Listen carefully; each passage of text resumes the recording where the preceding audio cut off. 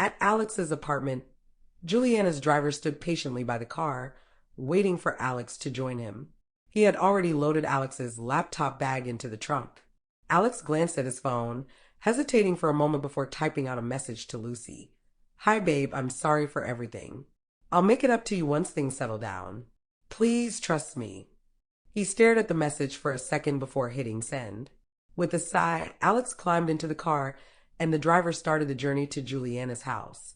When they arrived, the driver parked in front of Juliana's grand estate and led Alex inside. He guided him to a beautifully furnished room that looked more like a luxurious hotel suite than a bedroom. The walls were adorned with tasteful artwork, and the massive bed was draped in plush linens. The driver gestured toward the expansive wardrobe. "This is your room. Madam has already had it stocked with clothes in your size.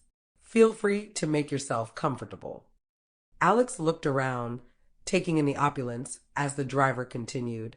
"The chef only comes by invitation, as Madam prefers freshly made meals.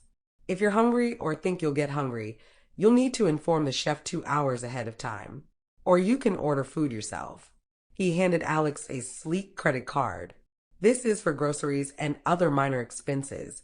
If you want to go out, these 2 remotes are for the cars outside. You can take whichever one you like. If you'd rather have me drive you, just let me know." Alex blinked, taking the card and the remotes. "Thanks. I appreciate it." The driver gave him a polite nod. "That's all for now. Madam is out, so you won't see her until later. Enjoy your evening." As the driver left, Alex began exploring the room, opening drawers, examining the wardrobe filled with high-end clothing, and admiring the modern design of the space. Soon his stomach growled, reminding him he hadn't eaten since the afternoon. He made his way to the kitchen, hoping to find something quick. To his surprise, the fridge was nearly empty, save for some fruits and bottled water. "Seriously?" Alex muttered, shaking his head. He grabbed the credit card and headed out to the nearest grocery store. After buying some essentials, he returned and cooked a simple meal. The smell of freshly cooked rice and vegetables filled the kitchen as he plated his food. After eating, Alex settled on the living room couch, intending to wait for Juliana to return. But as the quiet of the house enveloped him, exhaustion took over and he drifted off to sleep. Juliana returned home just after 1 a.m., her heels clicking against the marble floor. She walked into the living room and froze when she saw a figure sprawled on her couch. Her heart jumped. "Who's there?" she shouted.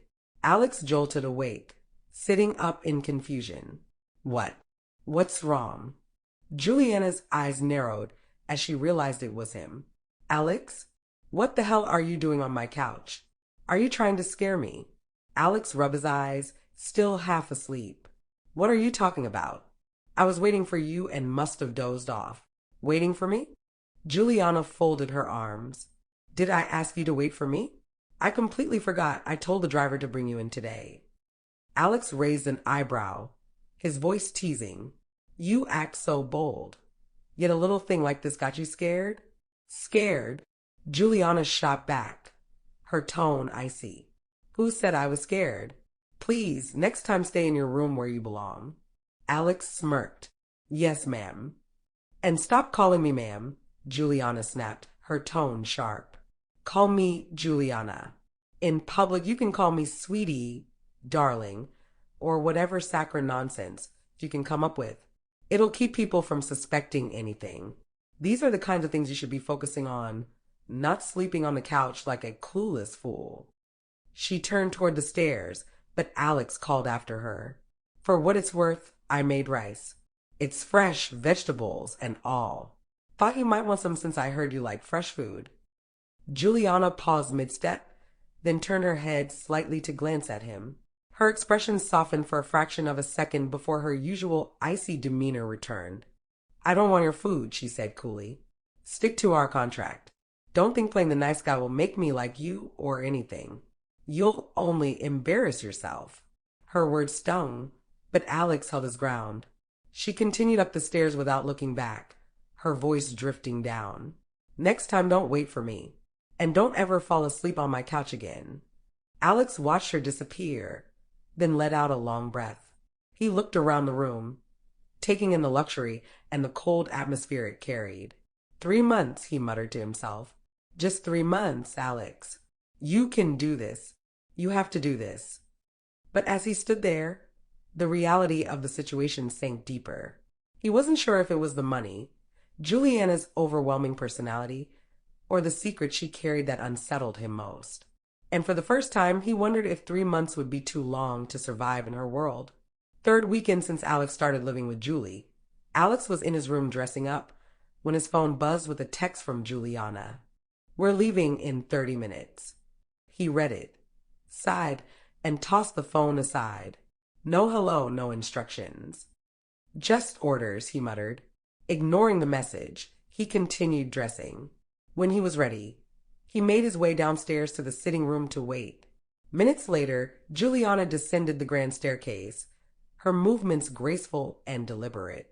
She wore a stunning long gown that sparkled subtly under the chandelier, and a glittering purse dangled from her hand. Alex stood, his breath catching for a moment. He walked up to her with a smile. You look absolutely beautiful, my darling. Juliana paused mid-step, her gaze softening despite herself. It had been years since someone genuinely complimented her beauty, and for a fleeting moment, she felt warmth stir inside. But just as quickly, she masked it with her usual cool demeanor. I'm not your darling, she replied curtly. Alex smirked, unbothered. I'm just practicing. I can't suddenly start calling you sweet names in public without preparation. I might slip up, so I'll stick to calling you sweet names until this deal is over. It's the best way for me to do my job properly. Juliana rolled her eyes. Whatever. Let's go. They climbed into the car, and the driver whisked them away to her family's mansion. The estate was massive, even more imposing than Juliana's own home, with dozens of luxury cars parked neatly around the sprawling driveway. As Alex stepped out of the car with Juliana, he instinctively reached for her hand. What are you doing? She hissed. I'm doing my job, he said simply, holding her hand firmly. Juliana clicked her tongue and shook her hand free. Just follow me. As they entered the grand mansion, the first person they encountered was the family's butler, an elderly man with kind eyes and a warm smile. Miss Juliana, the butler said, his voice filled with affection. How are you, my child? Juliana's face lit up as she stepped forward and hugged him. Big Tony, I'm fine. You don't visit anymore, the butler said, his tone slightly reproachful. Have you forgotten what I taught you? Family is everything. Juliana smiled, a rare, genuine smile. You're always lecturing me, Big Tony. I've missed you. Big Tony chuckled. And who is this? He turned to Alex. Juliana gestured at him. This is my boyfriend, Alex. Alex extended a hand. Hello, Big Tony. The butler didn't take it immediately. That name is special to her. Only if she allows it will you call me that. After a moment, he took Alex's hand, holding it firmly. Take care of her, he said. She's not as tough as she seems. Of course, Alex replied, nodding. Come, Big Tony said. Your father has been waiting, Miss Juliana. Inside the mansion's enormous dining room, Juliana's father, Mr. Nathaniel Edwards, sat at the head of the table. Beside him was his wife, Olivia, Juliana's stepmother. Both of them turned their attention to the doorway as Juliana entered with Alex. Juliana walked over to her father and kissed his cheek. Dad, she said warmly. Alex, still holding her hand, followed closely behind. Mr. Edwards studied Alex for a moment before standing and extending his hand. So, you're the man who stole my daughter's heart? Juliana smiled faintly. Dad, meet my fiancé, Alexander. Alex shook his hand firmly. It's an honor to meet you, sir. Juliana turned to Olivia. How are you, Olivia? Olivia forced a thin smile. I'm fine. Her eyes flicked to Alex. I see your fiancé. Yes, Juliana replied curtly, leading Alex to their seats. As they settled in, Mr. Edwards said, Juliana, you've yet to greet your brother and his guest. Juliana turned to her brother, Nelson, who sat farther down the table with his girlfriend, Martina. Hi, Nelson, she said. Nelson raised an eyebrow. I thought you didn't see me. Juliana smirked. Respect is reciprocal. You could have greeted me first.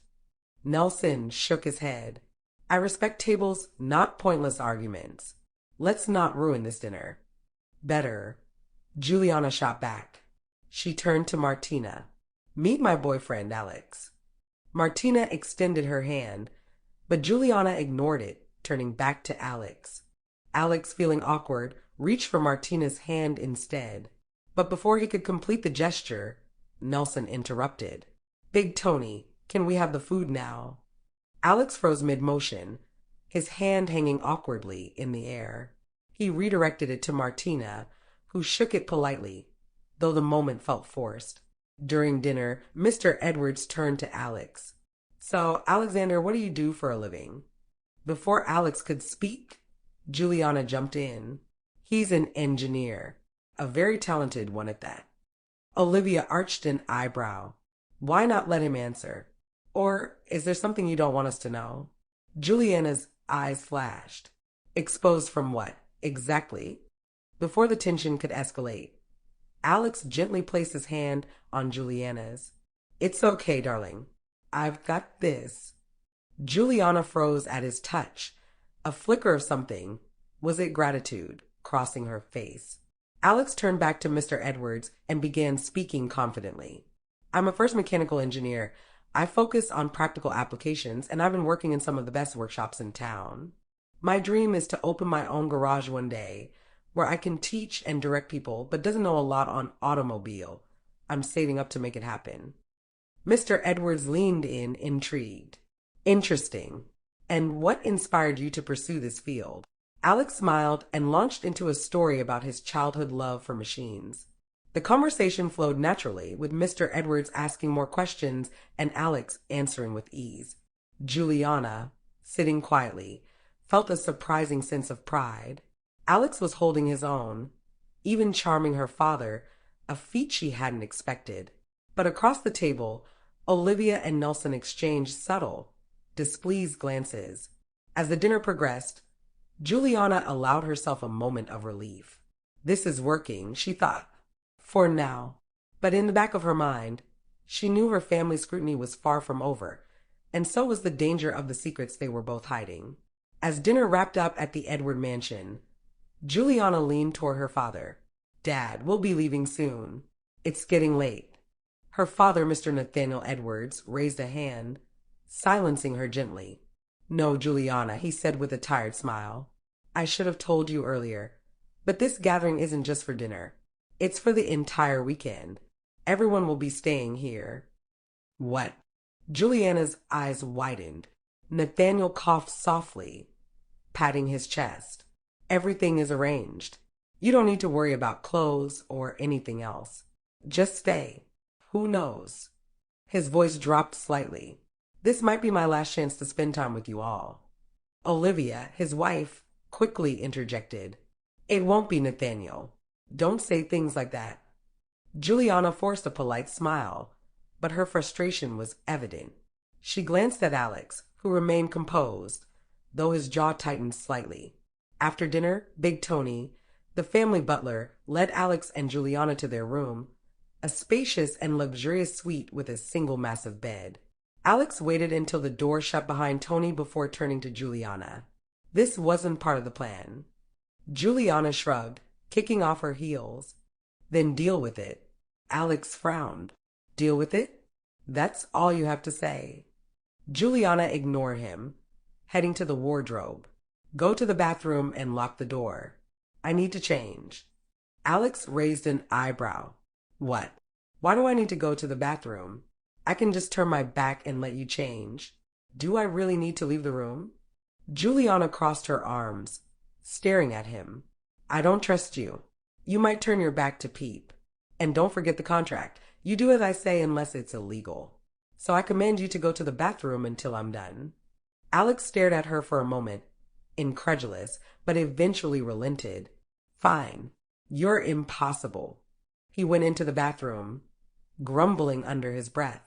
A few minutes later, Juliana opened the bathroom door, only to find Alex in his boxers, holding his suit. She froze. Why are you in your boxers? Alex gave her an unimpressed look. Because I'm changing too. What's the big deal? Juliana groaned. Get out. I need to take a shower. Alex smirked but said nothing, brushing past her as she muttered something under her breath. He returned to the room, hung up his clothes, and changed into his nightwear. Sitting on the edge of the bed, he stared out the window, reflecting on his life. 3 months, he thought. That's all. Just survive this insanity for 3 months. A dark encounter meanwhile. Lucy was at a gas station, filling up her small car. The night was quiet until a sleek black car pulled up beside her. She glanced up and froze. It was James, her ex-boyfriend. Hi, Lucy. James said, his voice cautious. Lucy gave him a polite nod. Hi. I know you're still mad at me, James said quickly. But please, I'm sorry. I've been asking you for a chance to explain, but you never let me. My life's been a mess since you left. He hesitated, his voice breaking. I love you, Lucy. I know I made mistakes, but I never stopped loving you. Please, just hear me out. Lucy finished filling her tank, her expression unreadable. Take care, James. She got into her car and drove away, leaving him standing there, dejected.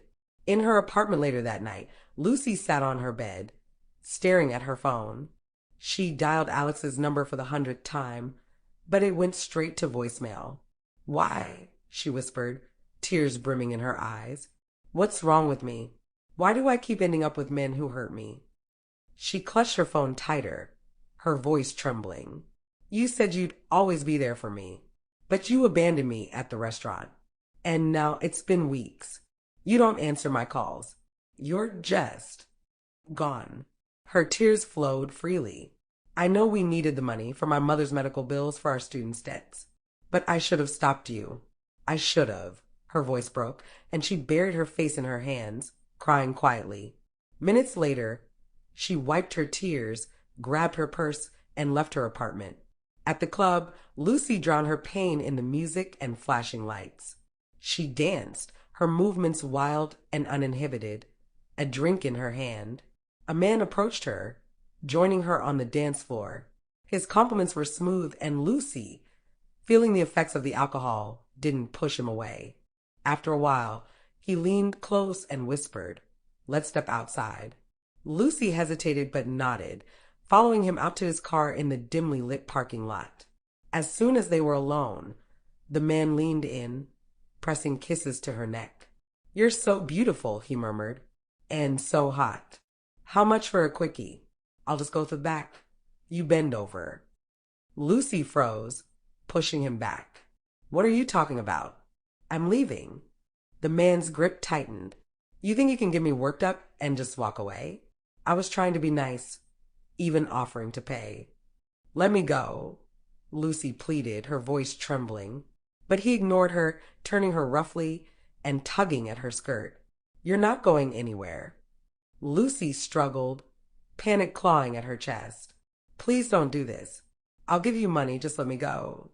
It's too late for that, the man hissed, his breath hot against her ear.